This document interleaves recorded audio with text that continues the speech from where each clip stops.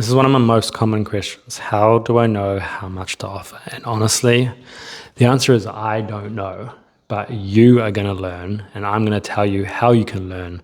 And that is by becoming an expert in the areas that you want to buy in.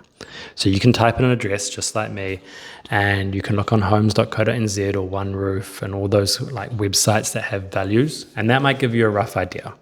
But remember that those values are computer generated based on previous sales in the area, and it doesn't take the condition of the property into account. So let's just say it's 750 that you look up.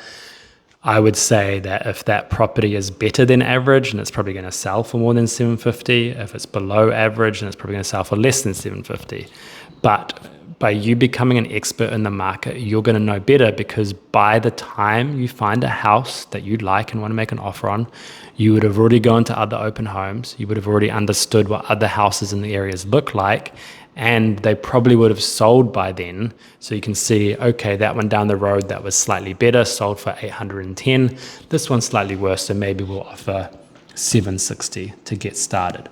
The other ways that you can kind of understand how much to offer is by asking the real estate agent price feedback of all the other people that have gone through, to understand the expectations of the seller, because you could make a really good offer, but if the seller's not there yet, they're never going to accept it.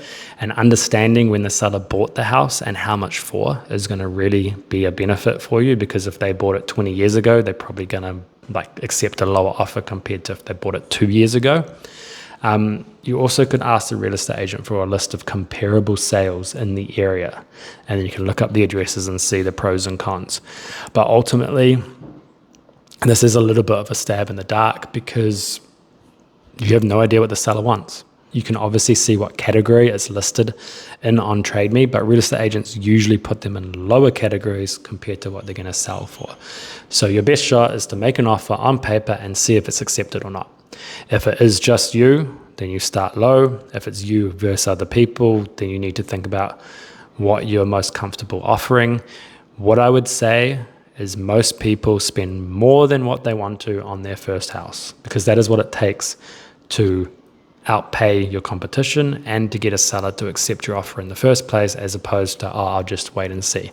But that is okay if you overpay a little bit, because if you're holding onto the property for long term, who cares?